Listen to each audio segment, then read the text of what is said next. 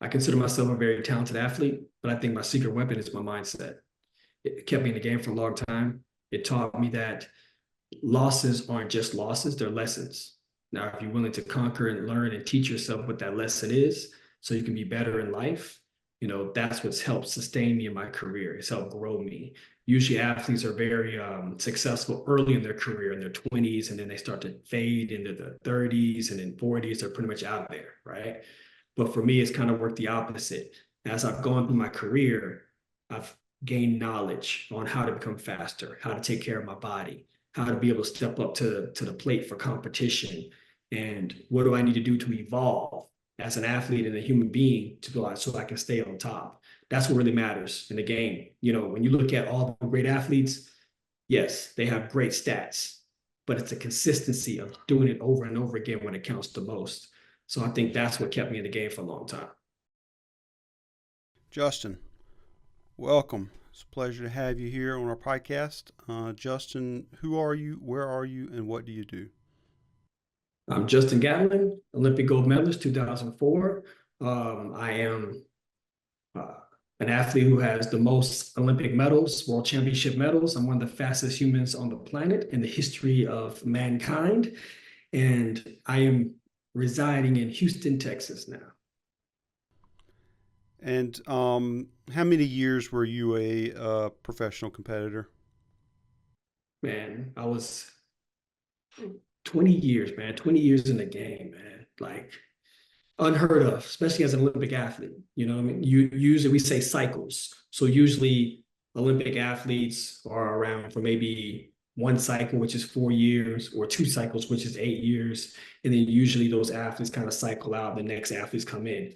But me, I've been in the game for 20 years. You know what I mean? So they call me a dinosaur, but I like to think of myself as a velociraptor. Well, you that longevity, I imagine there's a certain degree of, none of the tendons tore out or anything like that. So there's a little bit of a blessing probably that lets an athlete be able to keep going. But aside from that, what do you attribute that longevity to? My mindset, man, point blank. I consider myself a very talented athlete, but I think my secret weapon is my mindset. It kept me in the game for a long time. It taught me that losses aren't just losses, they're lessons. Now, if you're willing to conquer and learn and teach yourself what that lesson is so you can be better in life, that's what's helped sustain me in my career. It's helped grow me. Usually athletes are very successful early in their career in their 20s, and then they start to fade into the 30s and then 40s. They're pretty much out there, right? But for me, it's kind of worked the opposite. As I've gone through my career, I've gained knowledge on how to become faster, how to take care of my body, how to be able to step up to the plate for competition, and what do I need to do to evolve as an athlete and a human being to go out so I can stay on top. That's what really matters in the game. When you look at all the great athletes, yes, they have great stats, but it's a consistency of doing it over and over again when it counts the most. So I think that's what kept me in the game for a long time. So do you think that for other professional athletes, like do you think that a lot of other people could continue to compete as they get older if they were willing to see things in a certain way? Hell yeah. Hell yeah. Athletes are creatures of habit. You know what I mean? So they realize what got them their success, and they kind of hold on to that over and over and over again. And then they can't understand why they're losing. Once they start losing, they don't realize the world has caught up to them, or your competitors have learned what your strengths are and they're able to combat that. But when we're creatures of habits, we keep doing the same thing over and over again. I believe that as an athlete, you need to grow, you need to evolve. You never stop learning. Kind of like how life should be, right? You never stop learning. So I learned how to be able to race against individuals who on paper were better than me. And I was able to go out there and turn a race where I probably shouldn't have won into a foot race. And with the guts and glory that I have, I was able to come up with the victory. That sounds like you do some specific stuff. Like when you're heading into that particular competition, let's say you got a competition coming up, you're facing it. What are the things you're looking at? Like what are you doing to prepare for that? Man, I'm breaking down I like to think of, and we've all seen like war movies, right? We've all seen preparation movies like SEAL Team 6, Special Ops. And in those movies, those guys are standing at the table. They're going over what the plan is. Everyone knows exactly what they have to do. Everyone's putting together all their equipment necessary. I'm the same way, just like that. So with weeks leading up to what my competition is, I'm going through the steps and checks and balances of what I need to do physically to do it, exercise wise, but I'm also mentally strategizing what needs to be done. I'm breaking down each of my opponent's race strategies. I'm knowing exactly how they're racing within that season. I know exactly what their PRs are of their life. I know what their capabilities are. So once I step to that line, I'm eliminating a large volume of variables. You know what I mean? I want to be able to say, okay, this is how you're racing, this is how you're competing. And I got to do that for 7 other guys that I'm competing against. So it gives me an understanding of what environment I'm going into when that gun goes off and I have to run for my life. In The Art of War, Sun Tzu writes that victory and defeat are determined before battle ever begins. And it sounds like your determination to understand what's going to be demanded of you is a major part of being able to perform at that level. Are you looking at, when you look at your competition and you understand what their what abilities they've proven in the past, like are you thinking in your head like, okay, this is the time I got to get better than this time, this is their best time, like are you getting that granular with it? Yeah, absolutely. You have to. As a sprinting athlete, I don't get 2 quarters like in soccer. I don't get 4 quarters like in football or basketball or whatever. I get 9 seconds to go out there and battle my opponents. I get 9 seconds to prove to the world why I should be the best. And within those 9 seconds, it's like a blur. It's like everything's going on. It's like controlled chaos. So to be able to perform within that field, you have to prepare yourself for whatever is going to happen. So when you step to that line, it becomes more instinctual than trying to react in the moment because it's not even a moment. It's 9 seconds. Right. And how long before that 9 seconds ever starts, how long have you been working on that race? Besides the 20 years, Yeah. If you're gonna break it down to like one specific race, you look at, let's just say, the Olympics every 4 years. So you might have a journey that's going to lead you to other races within that 4 year period before the Olympics comes up. But your goal is to get to that Olympics. You know what I mean? But I like to take it to the opportunity of each race matters because if I win, that gives me confidence. If I lose, I don't have as much confidence. I start questioning myself. I start questioning my abilities. And you can't have that going into a race. You got to be able to make sure that you step up to the plate and you got to get the job done. Because not only are you accountable, but your coach, your therapy, your teammates, all of them are counting on you to get the job done as well. if you do lose a race, do you attribute that to like do you need to go analyze your preparation? Is it sometimes just a bad day? Is it can you break it down? Uh, yeah, I mean, it can be a number of things, but I usually don't try to have an excuse and be like, oh, it's just a bad day. Now, if it was a bad day, or I feel jet lag, or I might have been sick or under the weather, then so be it. I'll still go out there and fight for that first place. But if it's a loss and I know that it was a technical loss, like my hips were in the right position or I wasn't running with the right arm cadence, then I say, okay, cool. What made me do that? How do I go back and not do that again? It might be nerves. It might be the fact that I wasn't dialed in properly. It could be a whole different things, but you'll never know until you go back and do the research on yourself. You know what I mean? Because you can strive for perfection, but we don't know what perfection looks like, right? But the fact of you looking and searching for perfection is always going to get you closer to perfection compared to just brushing it off and say, it's just a bad day. No, I don't have that opportunity. I'm a warrior and that's how I'm built. I got to go out thinking like, why am I in this fight? How do I win this fight? we'll never achieve perfection in anything, but we strive for perfection in the hope that we achieve excellence. And it's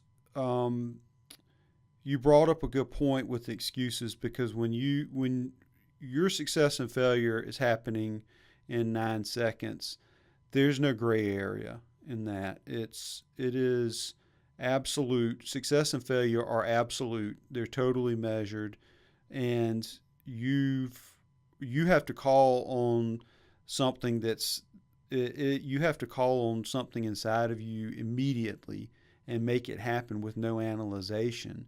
So it's interesting that you've put so much you put a lot of thought into it, but when it happens, there's no thought. It's just all of it just blows out and unfolds in front of you in that moment without it seems to me from what you're describing, it's almost effortless when you get down to that 9 seconds, but it's all of that years of effort that lift you up to get to that moment so you can free yourself and accomplish what you've been trying to do.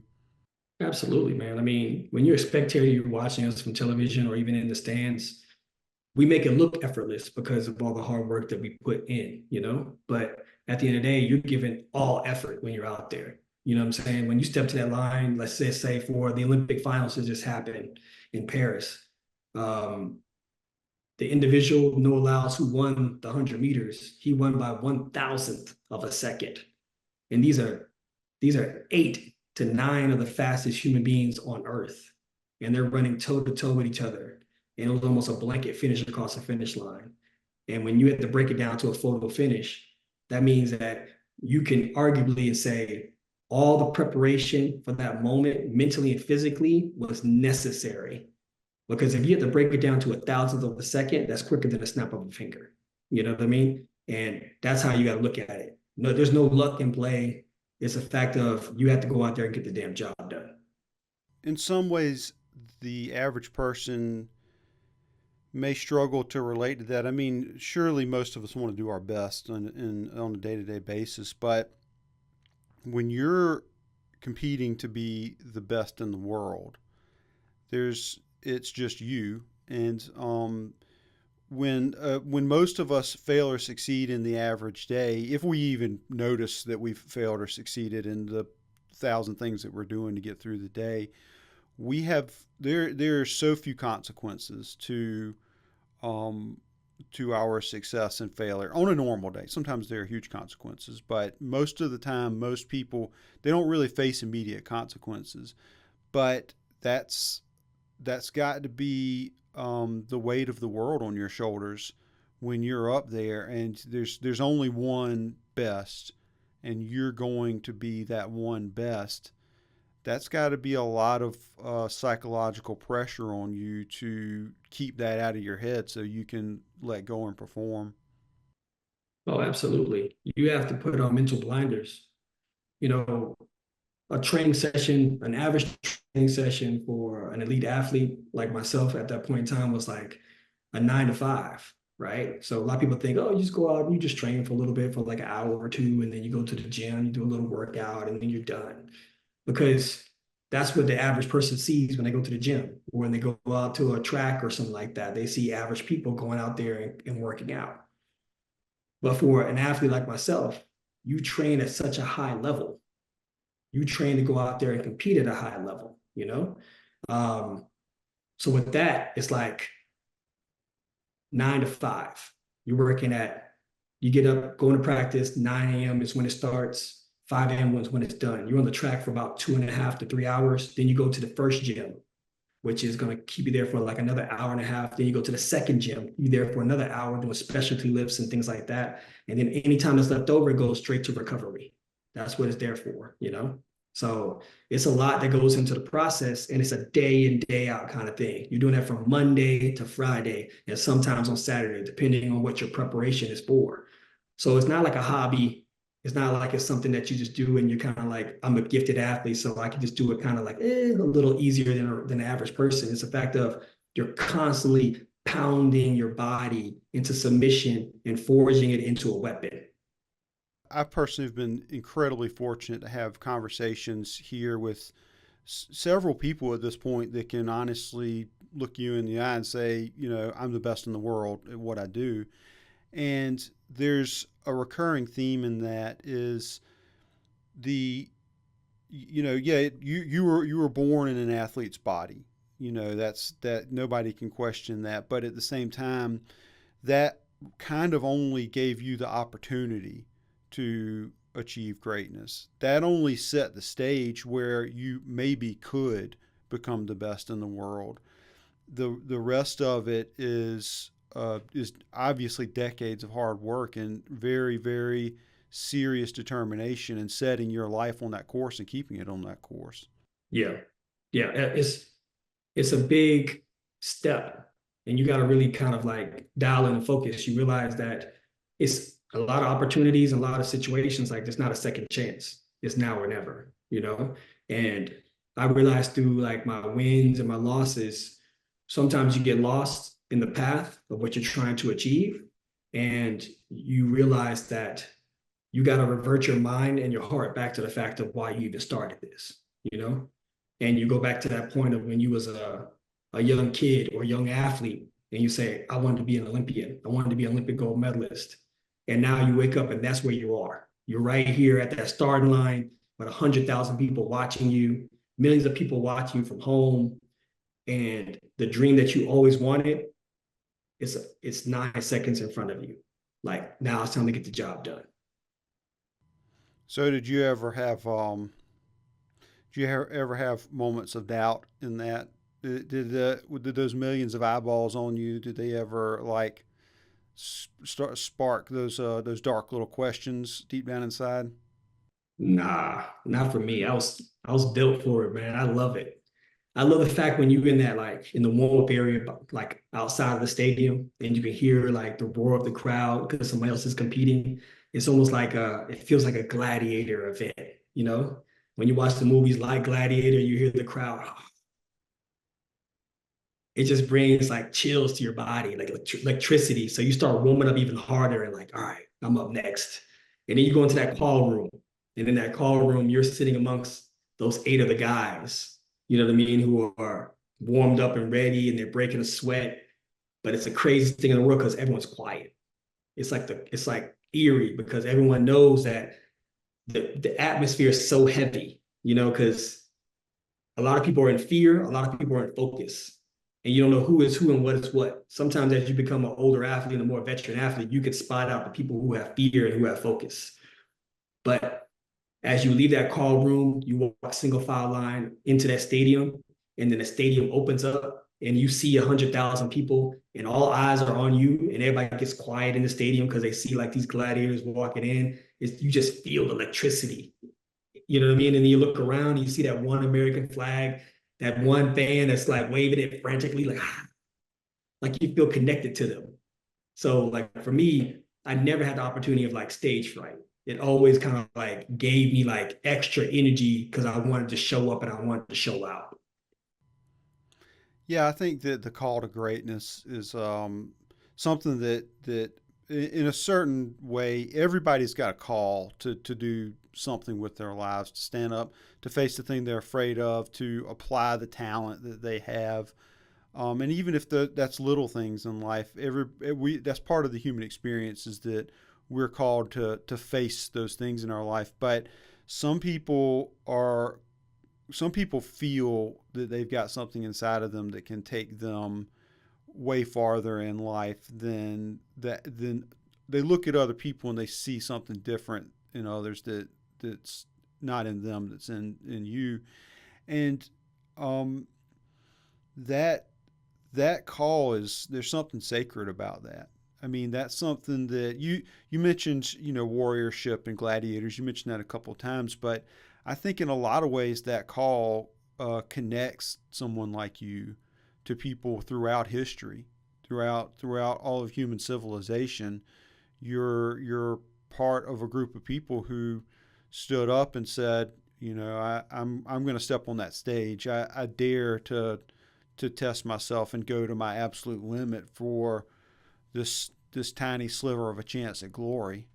And that's something that everybody's got to be able to take that spirit and find inspiration in that. Absolutely, man. To be honest, it's a fucking honor. It's an honor to be able to like look through history and people who really fought and gave their life, you know what I'm saying, for real situations. Like you look at people who've gone down in history like Alexander the Great, Shaka Zulu, Julius Caesar, and the list can go on, where they fought tooth and nail and they helped change human history. So to have that honor to say, okay, I'm going to go down in history books. I may not really literally go out and slay people, but the fact is I'm practicing warlike mentalities. And that's what really sports is all about, especially Olympic sports. It's a fact of it brings nations together, but it still kind of mirrors that warlike mentality, nation against nation. So when you think like that, you got to have that same mentality when you go out there. It's not for the glory or for the glam, it's for the fight. That's what it's really for. The glory comes after the win. You know what I mean? That's when you have that glory, but the fight is there first. Yeah, it's civilized warfare. That we're fortunate that we can go and participate in that as a modern society, and a lot of people in the past weren't so fortunate. But that's that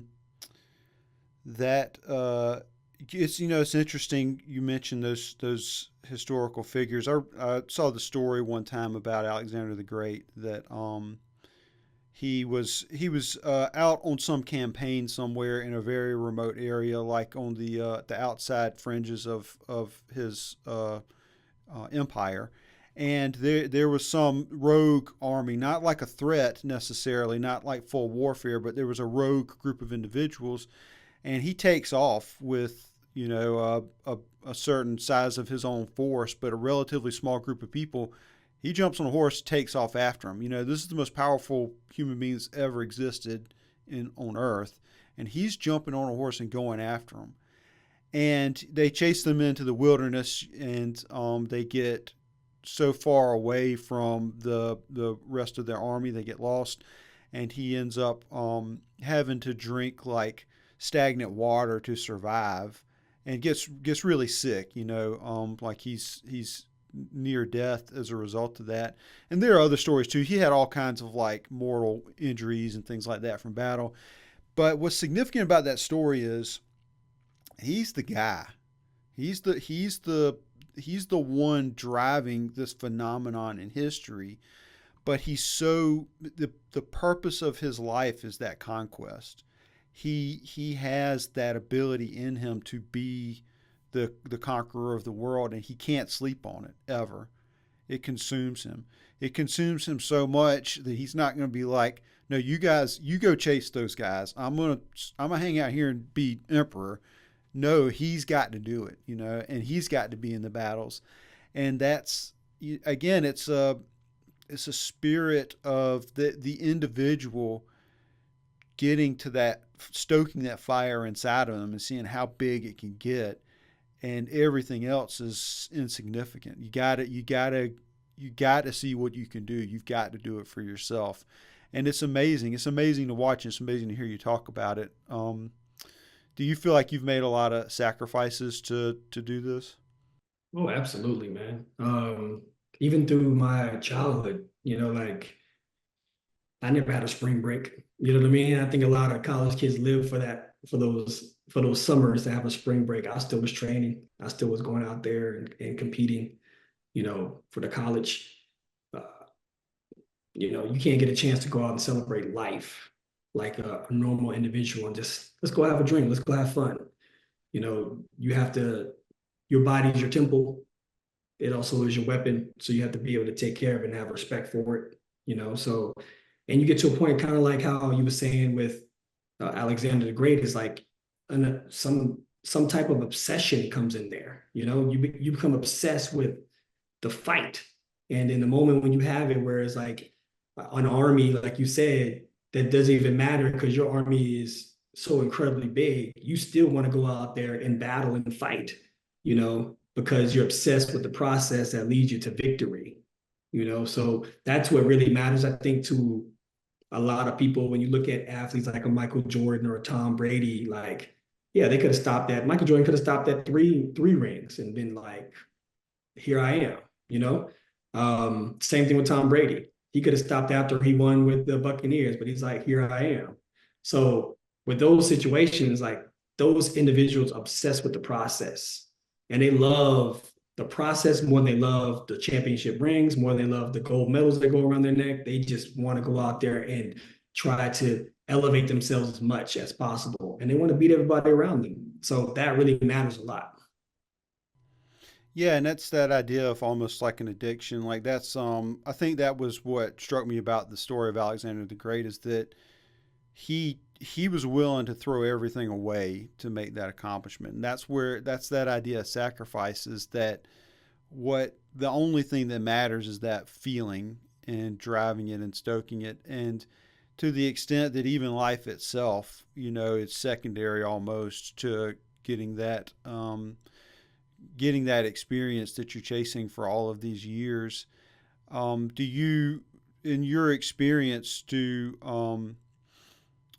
are you able to do you like hang out with other professional athletes, or is that competitive spirit too strong for everybody to get along with each other, or do you have these kind of conversations with other people who are at the top of their game?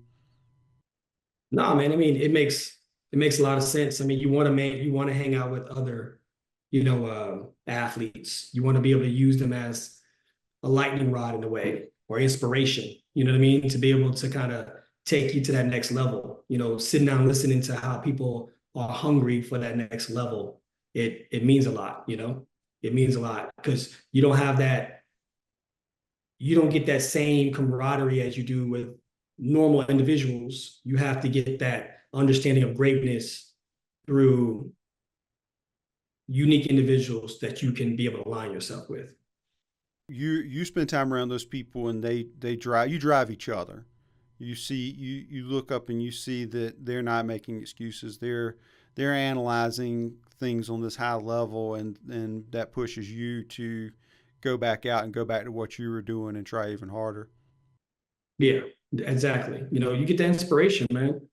That sometimes you start to plateau as an athlete. You're like, all right, I accomplished so much already. So then you become comfortable. Your belly becomes full. You're like, oh, I'm the man. I can do it. But listen to other athletes, how hard they work, and even athletes that's your straight up competition, sitting down with them and knowing that they still have that fire in them. You're like, okay, cool. Like you ain't gonna kick my ass. So let me get back on my grind. Are you able to be friends with your direct competitors? While we're competing, nah.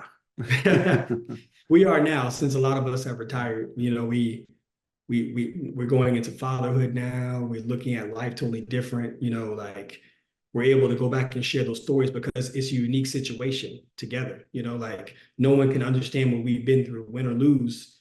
It's so unique that you kind of lean back on those people that you had those battles with, and you say, "Man, those are some great battles together." Yeah, it's really important that we spend time with people who can identify with us, and it's I'm sure that in such an exclusive world, job, lifestyle, etc., that you have, there are probably a lot of times even when family can't really understand you and understand what your drive is like, why you had to make certain sacrifices, and so it must be um, it must be a chance for you to relax sometimes to go be around people that totally understand all of that without any of it being explained to them. Kindred spirit, man. You know what I mean? I love hanging around my family and friends and and individuals who really kind of like haven't been to that plateau of where I've been, but you find a kindred spirit in individuals who have been where you are. You know what I mean? And you kind of gravitate towards them. It makes your drinks taste even better when you have a drink with an individual that you've had a battle with. You know what I mean? And you could be like, man, you know what? Used to kick your ass, and they'd be like, oh, I used to kick your ass too. You know what I mean? And you have drinks about those kind of days, and you realize that together y'all have made history together. Y'all have achieved greatness together. Well, tell me a little bit about your early life. Do you remember like the moment when you set your eyes on that star and said, "I'm gonna have a gold medal hanging around my neck"? Man, for me, I always set my goals to be like 1 to 2 years. I never looked at it like 5 or 10 years in advance because I feel like as a young adult, your attention span isn't long enough to do a 5 year dedication or a 10 year dedication. I mean, you ask a high schooler, what are you doing when you graduate high school? A lot of them be like, I don't know. You know what I mean? Or when you graduate college, I don't know. You figure it out soon. But what I learned is if you're able to kind of set yourself up for like a 1 year to like a 2 year situation, there it's easier to obtain it.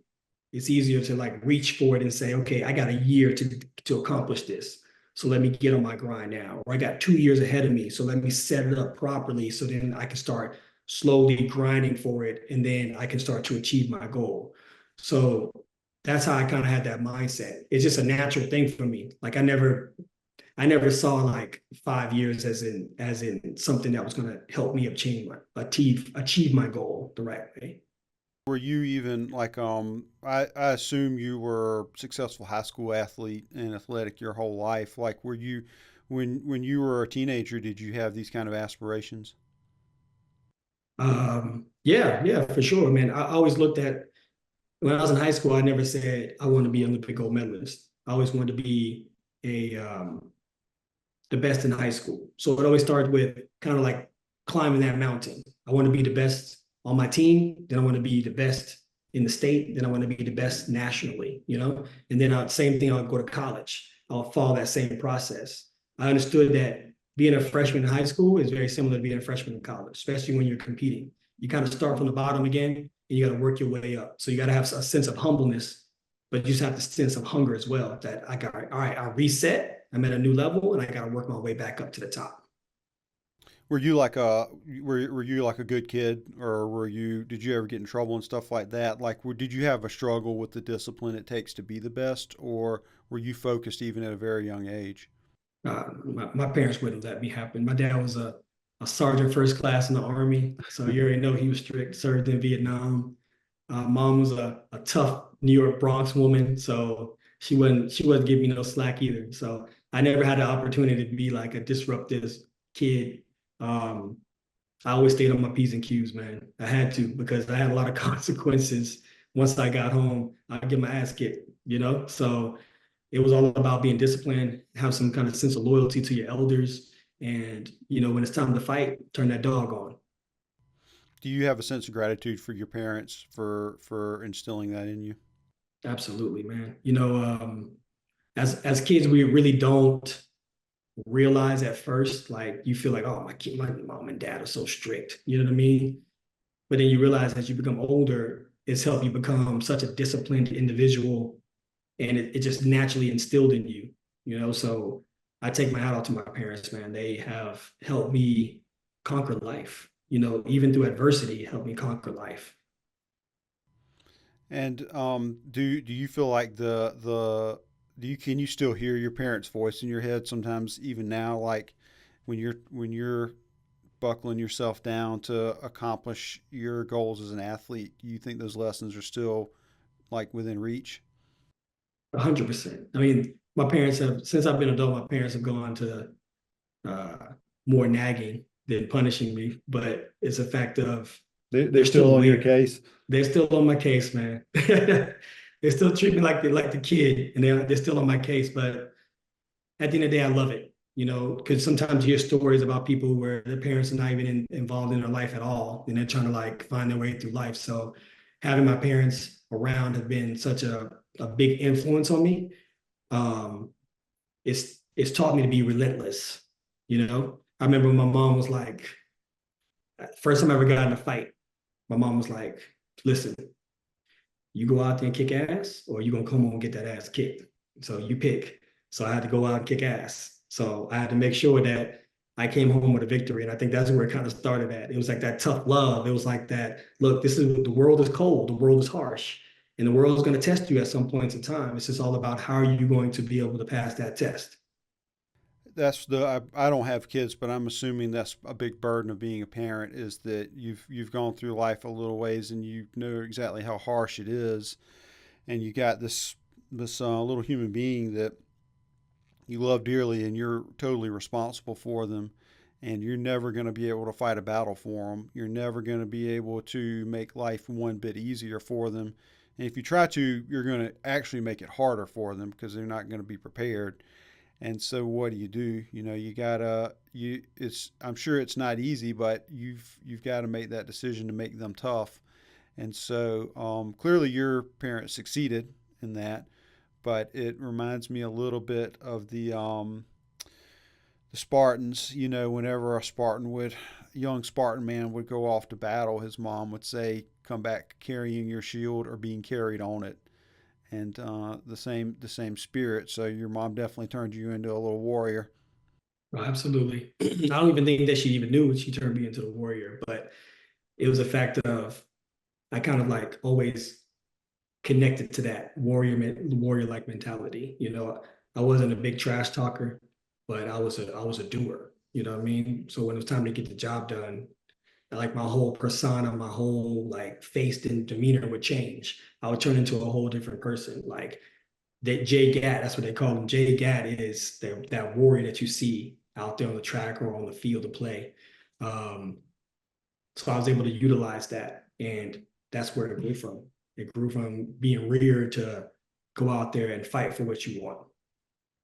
Are there ways that you have applied this in like your personal life? Has it made a difference for you in your personal life? Not just those early lessons, but also the lessons you've had to teach yourself in as a champion athlete. Like, can you apply those lessons in the challenges you face in your personal life? Oh, absolutely, man. I mean, you have to. I learned in my career that either you're going to take it as a job or you're going to make it into a lifestyle. As I became an older, more seasoned athlete, I realized lifestyle was the way. Because I've seen a lot of athletes clock in for training and they go out there and do a great job and then they'll clock out. And on the other side of clocking out, they're not tapped in at all. They're doing other things, which is cool. Life has so many things to do, but to be hyper focused on what the task is, you have to turn whatever your lifestyle is into a lifestyle, whatever your career is into a lifestyle. And that's what it was for me. Like I had to realize like I had to eat and sleep properly. I had to be able to take the right supplements as necessary. I had to be able to have the right mindset. When I had extra time, instead of being up at 3 a.m. playing video games, I was studying, looking at highlights and things like that. So it prepared me for when I did go to practice or into competition. I wasn't trying to guess, you know what I mean? And then you have these athletes who clock in and out. And when you need just a little more, they never had that, they never did that overtime. You know what I mean? They never put that extra time in. So their mind and their body clocks out and they don't know what to do. And then that's when they lose. There's a line somewhere between the best and not the best, and that sounds like the people who are willing to make it part of their personal lives. That's one of those places where that line comes into play. And sounds like you made that. It sounds to me like you have made the decision to be the best many times throughout the day, many times throughout your life, not just when you're making the decision to go compete. It's like you're always making that decision to be the best. You have to, man. I mean, and I'm not telling anybody to be too overconfident or cocky in any kind of way, but you have to you have to value yourself at a high level. Because if you don't, then you'll never get the job done. You know, um, I tell young athletes all the time, I was like, there was a time in your life where you thought you were the fastest kid in school, or you thought you were good enough to make the Olympic team. And then life sets in, and then you get a contract, or you get cut, or you get some injuries. And then now that passion that you have and that drive starts to get watered down. And I tell myself, why are you watering it down when adversity actually feeds you to get to where you need to go? It tests you, it turns you on, it activates you. So a lot of them get to a point they're like, what was me? Like, why am I going through this? Or why am I getting cut or reduced? And they're like that. Like, you realize you got to bet on yourself in these situations. As an athlete, there's a lot of people that's going to bet against you. Even your sponsors sometimes bet against you because it comes out to money. But if it's about the glory and about the fight, you got to bet on you 100% of the time. Well, it goes back to what you were saying that is the spirit of a champion is to be invigorated by that battle, to be invigorated by that challenge. And I'm guessing a little bit from the way you've talked that for you, maybe you even get more invigorated the bigger the challenge is, and when there's adversity or there are unfavorable circumstances, that makes the fire get a little bit hotter inside of you, and that turns into drive. And it sounds to me that that's what you're describing for those young people as well. That they're not the challenge they're facing with these small setbacks early in their career. That's not that world stage level of challenge, but that's where it begins, and they have to have that fire to see that little setback as a chance to fight even harder, a chance to get even stronger because of it. Yeah, of course. You're going to have to always go through life as an athlete. I don't care what level you're at. You're going to have to always go through life with the mentality of, I'm going to show you. I'm going to show you, And at some of the toughest times in my career, my mom always reiterated, she said, you can show them better than you can tell them. Anybody can say anything and talk the way they want to talk. Anybody can talk big. But when it's time to show up, you got to show them better than you can tell them. Man, your mom's a tough lady. Oh, she is, man. She is a tough lady, man, for sure. Yeah, she. You have siblings? I do, yeah. I'm actually the youngest too. Oh, So really? Yeah. yeah, I have a brother and two sisters. And do you guys did your mom turn everybody into warriors or just you? I think just me, man. I think that being the youngest, I was able to Mm, like to sit back and evaluate everybody and see how everybody was growing up and moving. And I was like, all right, cool. I'm gonna go this way while y'all go that way. right. Yeah. Well, there's a little bit of the freedom to do that when you're the baby of the family. Everybody else maybe is dealing with a lot of the strife and catching a lot of the flack, and you sort of like get to see where the opportunities are to find your own way. So it's again it's just another of the small ingredients that went into setting your life on the course towards achieving greatness. It's a lot of those little things as you've described. Absolutely, man. I mean, I realize now, even going into retirement and surrounding myself with companies that understand the ideology of what I'm trying to achieve or what I have achieved, it makes it even better. You know what I mean? So I went from having a support system of my parents to having a support system of now close knit companies and friends who really want to elevate me and elevate themselves, and we kind of work together very well. You mentioned earlier that you're talking to younger athletes. Do you find that a lot of younger people seek you out for mentorship at this stage in your career? Oh yeah, 100%, man. I can't open up my social media page without having someone asking me how did I overcome adversity, or how do I dial in, how do I focus, or even just technical things like how do I become a better starter? How can I be an elite runner? Um, it makes me realize that a lot of athletes are lost. They know what they want to do, but they don't know how to achieve it. And they become frustrated by spinning their wheels. So I feel almost obligated in a way because I could have been one of those athletes too who just got lost. So I'll be like, all right. So I give them tips, I give them opportunities. I tell them send me videos so I can watch your practices or your races, so I can break your race down, your technique down, and kind of just give that guidance. I may not have all the answers, but at least I can steer you in the right direction.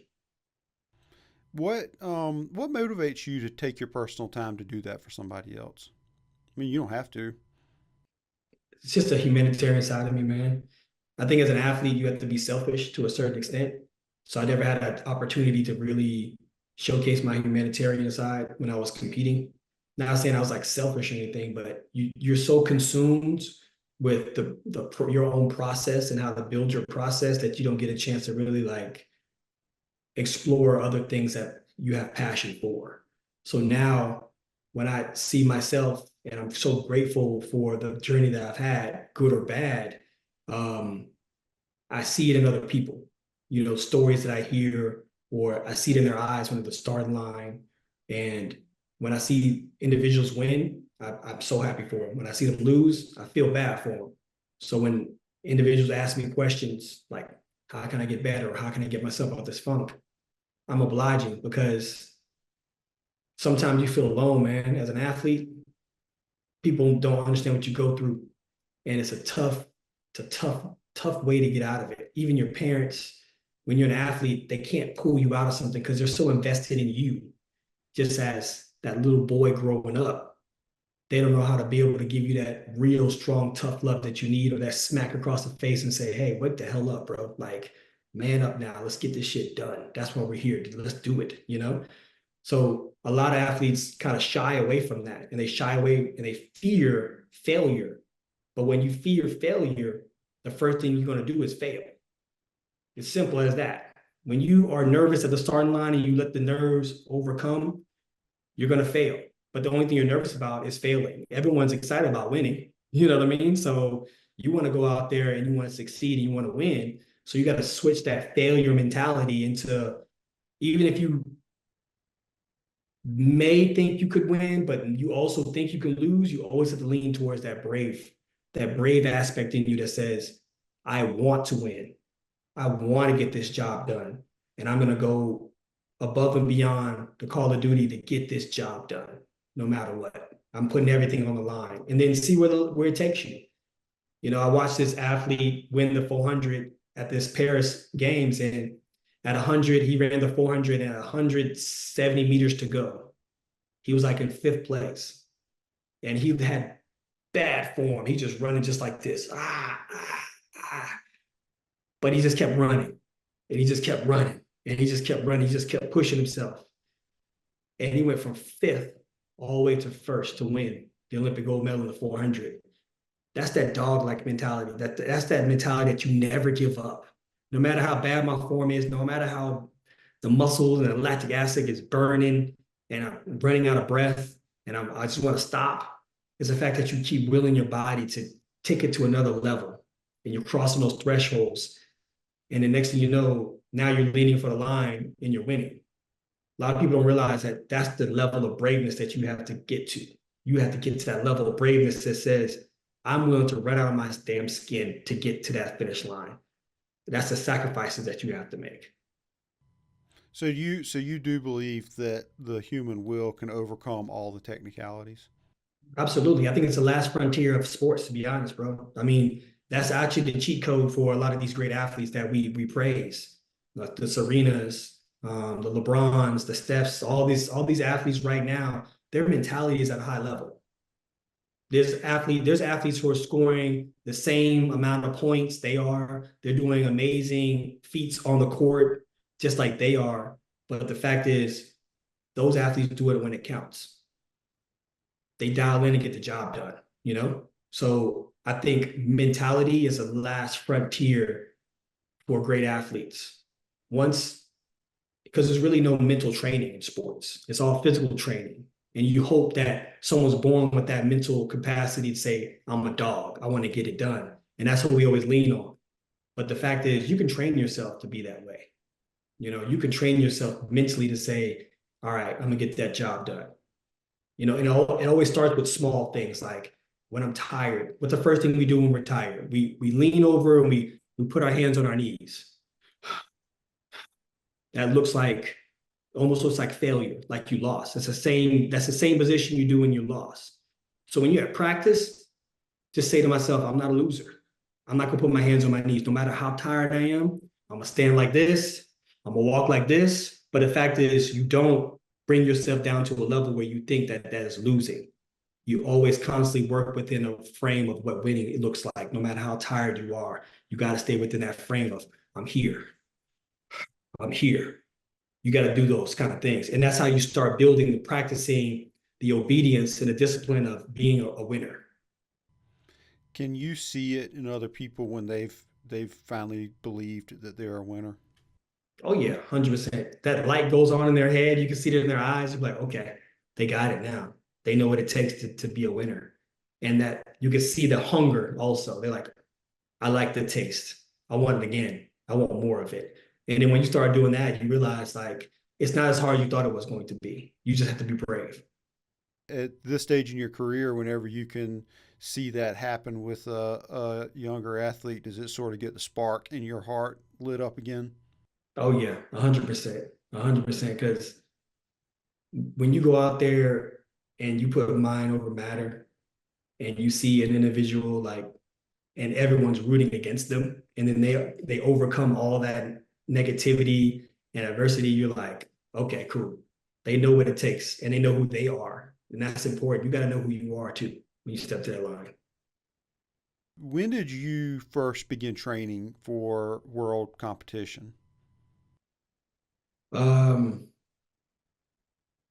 I turned pro when I was in 2003, man. So I left college my sophomore year, and I turned pro in 2003, and then I won the Olympic gold in 2004. So like literally like that next year, I won that gold, and then after that, I won the double gold in the world championships, and then I broke the world record in 2006.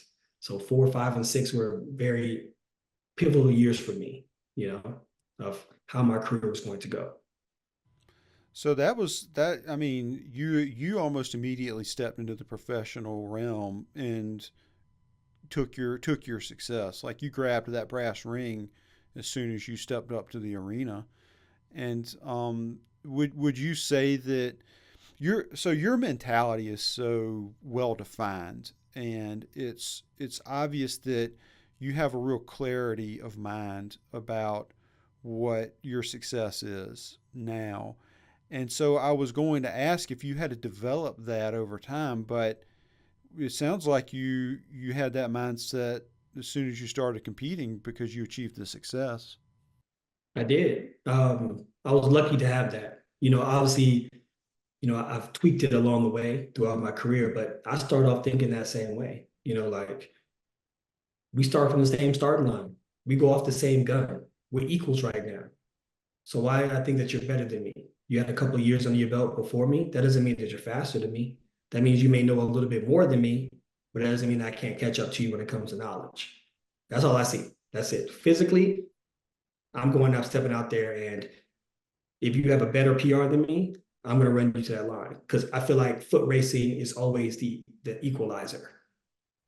People get uncomfortable when they think that they can beat you and then they can't shake you in a race. So now it turns into a foot race. And then now those individuals are straining to get to the finish line because their plan didn't work. You know what I mean? What Mike Tyson say, everyone has a plan until you get punched in the mouth. So that's why I went around early in my career to start punching people in the mouth. I defied the odds. I went out there and just said, I wasn't even picked to win the Olympic gold medal. I wasn't even a dark horse. But like I said, if we start from the same starting line and your blood is red like mine, and we breathe the same air, I don't see why I'm letting you in my mind thinking that you're better than me. Let's race. Let's see who gets to that finish line first. It may be close, but I'm gonna give you all I got. So would you say you were born a champion? Yeah, yeah. That's a good question. Yeah. Looking back at it now, yeah. As an athlete, I'll probably like, I don't know, man. I think I made myself here, but I think that I was born to be a champion. I was born a champion because it started young, and I always remember if I beat somebody, I'm leveling myself up. I should never let that person ever beat me again. And that's how I always thought. Get better, get better, get better. I should never go backwards. Earlier, you were talking about how high performing athletes their lives can be very lonely, and I've discovered over the years that um, anybody who's got like a really important gift in life, they're going to experience a certain degree of loneliness because they have a perception of life that other people can't share. Other people can't look at the world exactly the same way they can. At least not most people, at least not the people who are immediately around them in their lives, their friends and their families. And that tends to be very isolating. And that's why people say that, a gift is also a burden a lot of the times. And it seems to me from talking to you that the way you mitigate that burden is making the decision to take your gift as far as you can possibly take it, and to giving your life over to that gift, and saying, if this is what I got, I'm going to make the absolute best out of it and go as far as I can. And maybe the personal life kind of gets pushed to the side a little bit as part of that process. Yeah, of course. I mean, I've been fortunate to have family that is truly understanding, and they realize that I have a gift, something very unique, something very special. And sometimes when that gift comes, you being an asshole, locking in, and sometimes you have to be a little selfish. Sometimes you have to focus on yourself. I miss so many family reunions because I was out competing around the world. But the fact is, the people who understand, because you can have people who support who still don't understand, but the people who do understand it and support, you know, they're actually helping you. They're actually pushing you to go forward. They're actually like, look, there'll be another family reunion. The family ain't going nowhere. There'll be another opportunity to do certain events, but you have something that is time sensitive. Being an athlete is very time sensitive, especially when at your peak. You have a small window when you look at how life is. When you look at life, one person that's living for, let's just say well into their 80 something. Within that range of 80, you're lucky if you get maybe 8 to 10 years of being a real elite athlete. And that's a drop in the bucket. So you got to seize it when it comes. Because if you say, I'm going to put that on the back burner, it may not come back to you. It's interesting having talked to elite athletes and that concept of they many elite athletes are being called to the pinnacle of their life in their early 20s. And I wasn't really worth a shit when I was in my early 20s. And it's to me, it just seems like it must be such an incredible amount of pressure for somebody that young to have to say, like, this is what my life's got to be about. I've got to let go of everything else and give my life over to this. And they don't have a choice. They're not dictating the circumstances of life in that one regard. And I don't envy that. I know that's got to be burdensome for many athletes. Yeah, it is. I mean, nowadays, athletes are becoming professional even earlier than their 20s, man. We got a 16-year-old over here, yes, that's in Paris right now, and he's helping with the Olympic 4x4. He's one of the fastest kids in the world. He's one of the fastest elite athletes in the world at that, too. So being at the age of 16, man, I was just trying to learn how to drive, man, hang out with my friends and go check on girlfriend, you know what I mean? Stuff like that, just cooling. And now you have these athletes who have taken on quite a large responsibility, at a young age. It's just a fact of it's a double-edged sword. You praise them for having such a high level of discipline and awareness to realize like how special it is, but you also are concerned, are you getting enough childhood? Are you getting enough childhood memories? Because what you're about to do right now as an elite athlete at 16, you're going to be doing this for the next almost 10 years, and you're only going to be 26. You know what I mean? Which is still young in the game. So you hope that they're not going to be out there wasting away their childhood and not have real childhood memories. And they're really going to dial in and tap in when necessary to be a professional athlete. Yeah, it's not. It doesn't sound like that's an easy choice for somebody that age to make, because there are things happening in your life at that time that are just never going to happen again in your personal life. Those are moments that most of us old guys look back and say, like, oh yeah, that was a great time of life. I wish I had known to enjoy it the way I should have when I had it. And so for somebody who's in that position, that do do I let go and have this irresponsible pleasure point in my life, or do I go be the best in the world? That's but there aren't many people who have to make that decision, I suppose, and so that probably changes their perspective quite a lot. Also, um, one as you've been talking, it's you've really made me think about something that I hadn't before. But you're a sprinter, and you've said like it becomes a foot race. Like you've used that phrase a few times as you're talking about that moment of competition. Your your your event is probably like one of the first things that human beings competed with each other at. And they were competing with like, um, woolly rhinos and saber-toothed tigers and shit like that before they were competing with each other. But that's do you feel that connection to the past because of that? Like, I mean, that's that feeling of pounding your feet on the ground as fast and hard as you can. That's something fundamental to like the primitive human experience. Absolutely, man. I mean, obviously sports have come a long way, but the essence of my sport is like so, like you said, primitive. But at the same time, it's a pure sport. Like watching elite runners run is like poetry in motion, because not that many people in the world can do what they do, you know, at that high level. But at the same time, it's like, if not the first sport, one of the first sports. And we know it is. I need a light pole to a light pole. That's it. I don't need pads. I don't need a ball. I don't need a bat. I don't need a racket. I don't need anything to be able to do this sport. I just need to make sure I'm prepared, stretched, ready to go, and my mind is ready to go out there and compete at a high level. That's what it is, the essence of it.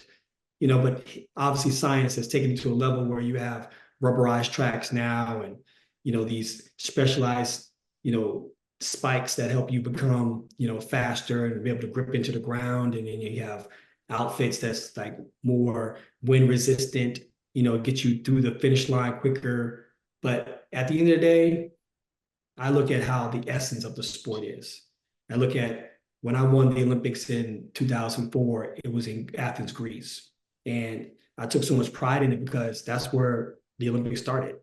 It's the birth of the Olympics. So to be able to have that, it was an honor to me. Like I can be able to say I competed and won a gold in Athens, Greece, where the legends who helped build this sport won gold too. Yeah, you really reached back and joined hands with our the past of your sport, and that's an incredible honor to not only be able to participate in a tradition like that, but also to say that you were able to rise up and take your place, your rightful place at the top of it. That's a really wonderful thing, and it's a privilege to be able to hear you talk about it. It really is. Appreciate it, man. Um, you one of the people that I've gotten to talk to is somebody who works at Under Armour, and we talked about how so much of their job, like in that athletic apparel, like they so much of their language is talking about the athlete and serving the athlete, and um, they're I mean, their main portion of their job is marketing and selling stuff to the rest of us. That's really what the company exists for. But they do that by serving an elite athlete, and all athletic apparel brands are doing that. And it it makes me it's made me curious talking to you because when I was talking to her, I was talking about the fact, well, having talked to Olympians and world champions, success and failure for this person is a thousandth of a second, and it's infinite factors that have to go into that. It's got to be infinite factors that go into a thousandth of a second. Does the placement of a seam, on a shirt. Like, does it really matter? Is it going to make a difference? And it may be it's one of those ingredients, but talking to you, it's very apparent that it is the spirit of the athlete that counts more than all the rest of it. It's like a scale. And on one side of the scale, you've got the spirit inside of that athlete. And on the other side of the scale, you've got everything else. Yeah, it can come down to uh, wrong stitching on an outfit, you know what I mean? Or, you know, shoes that have wrong placement of tread at the bottom or something like that. But it's arguable, you know what I mean? Like when you look at it, it's like, it's the will of the athlete. Because I always think like, if I win, I can say I got the job done even with the wrong stitching. I got the job done even with the wrong shoes. I got the job done running into headwind instead of having a tailwind behind me. I had an opportunity to kind of like use all that small adversity or big adversity, whatever you want to call it, and still say I'm still successful, you know? So it comes down to me, the mentality. If you want to go, you won't go. It doesn't matter. You're not going to complain about if it's raining outside. You're going to try to run between the raindrops. You know, that's how you look at it. You're trying to conquer whatever's in front of you. Nothing's going to be an excuse. You know, once you're successful, you can say, I achieved it all with not perfect conditions. And that makes it even seem more glory. Well, you've talked about the history of the Olympics. Like the back in the day, they were running butt naked with no shoes on, and so yeah, it was nothing but the spirit to do that. And I actually one time I saw this documentary, and they had found footprints in like a dried lake bed, and this would be 15, 20,000 years ago, something like that. And they were able to determine like the size and weight of the people who left the footprints, and they were able to determine that these people were running. It was a small group of like men who were running, and through things that I don't understand, but through an understanding of human physiology, they were able to determine how fast these people were running based on their size and their weight. And they were like, these people were running as fast as elite athletes run in modern times. And that's natural selection, because if you didn't run as fast as a human could possibly run back then you never ran anywhere again after that, because something's going to eat you. But and they even found they were able to determine that one of the set of footprints was just one footprint. So there was one guy out there hopping as fast as he could on one leg, presumably still made it. And it reinforces a story like that, reinforces everything you said, that at the end of the day, the human spirit is success and failure. The human spirit is victory and defeat. It's survival and death, and that's always been true. It's always been true throughout our history. It's been true for everything that we've done, and it's going to continue to be true regardless of what happens with the technology, regardless of like how science is able to bring all of those athletes to a closer and closer place in their physical performance. The human spirit will always define what is a champion.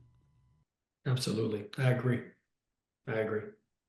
These decades of living your life in this way and pursuing this pinnacle of excellence, how do you foresee it carrying into the next stage of your life?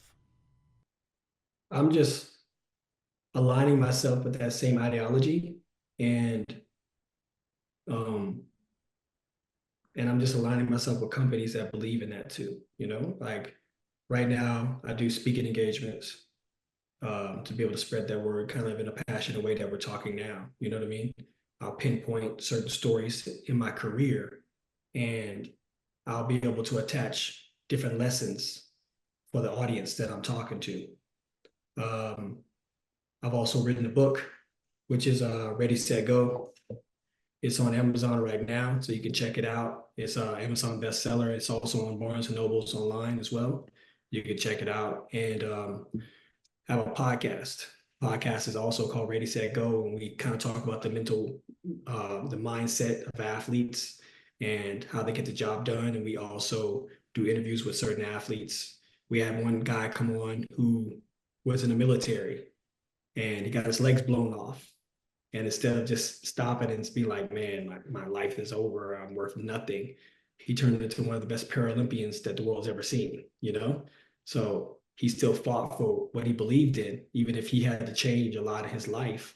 He retrained himself how to walk, you know? So many compelling stories that we have that we sat down with people and they told how they overcome adversity that's life changing and still was able to get the job done, you know?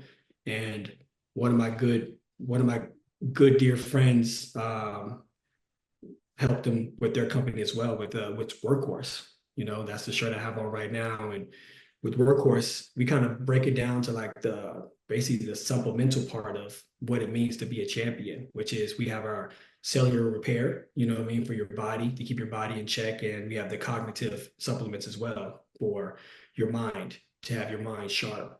And then once you start to like really repair your body, you know, you also have the roll-ons. So that's the prod. That's what we have, and this is what I'd stand by. I stand by that. I stand by this. I help make those things come to light, and the roll-ons on the go all the time. So those are things that I'm really kind of pouring myself into, and not just kind of lying myself with just like, oh, this company wants to work with me. You know what I mean? It's a great paycheck. I love the fact that it's financially successful, you know what I mean, for me, but at the same time, it's helped changing people's lives, you know what I mean? And this is something I believe in. And do you wake up every day with these new endeavors with that same champion mindset? Is that how you find your success in these new enterprises? Absolutely. You know, it's the fact of believing in what they stand for and how they're growing, you know. It's a piece of me. It's a piece of me in all these different ventures that I'm working on. So it has pride attached to it. It has that same discipline, that same hunger, that same fire. I want to grow, you know, saying these things in front of me. I want to help these people who are attached to it as well. I want them to grow and have success as well. Well, Justin, in a life of so many measurable successes, what do you consider to be your greatest success? Man. Um,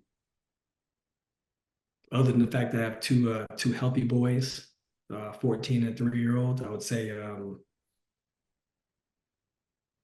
the thing that people go through in life, period, overcome adversity, man. Like sports are sports, and I love sports, but I think sports was like more of a vessel to show. It shows how strong you are, your will. So I think the most successful thing that I've achieved in my life is overcoming adversity, What do you consider to be the most difficult thing you've ever done? overcoming adversity. Yeah, man. I mean,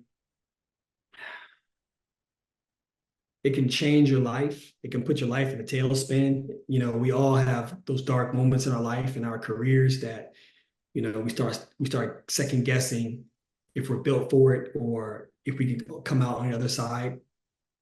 But when you have the right people around you and you have the right mindset, you'd be very surprised at the things that you can overcome.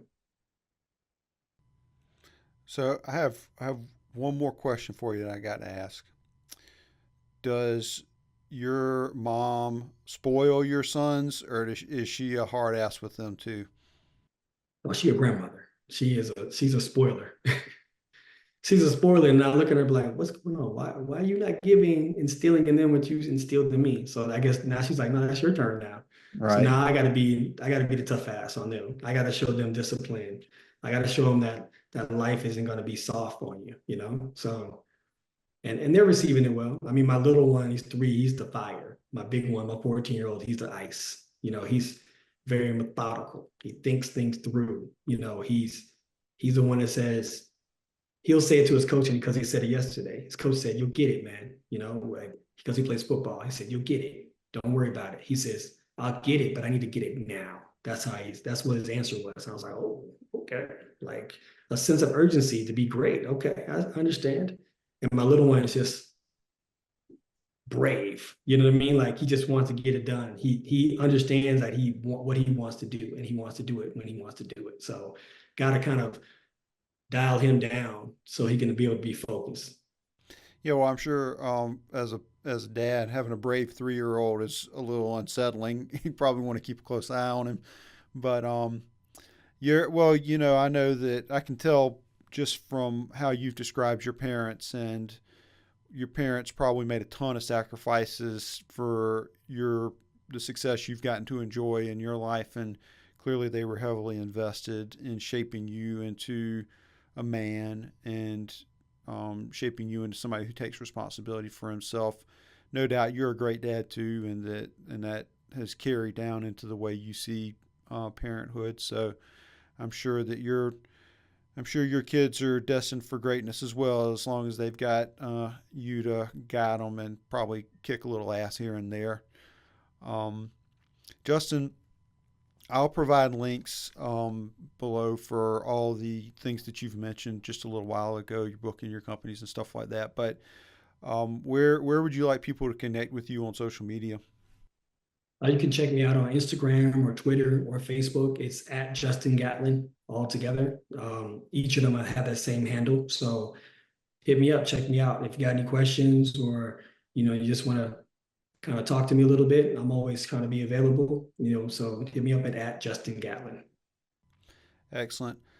Well, Justin, you're a remarkable guy. It's been an honor to talk to you, and I'm certain that you've given a lot of people something to think about, and probably given some people a chance to think about their excuses, which is a good thing. I'm really grateful for you to give me some of your time today, and I'm grateful to everybody who's listened. We'll talk to you next time. Appreciate it. Thank you so much.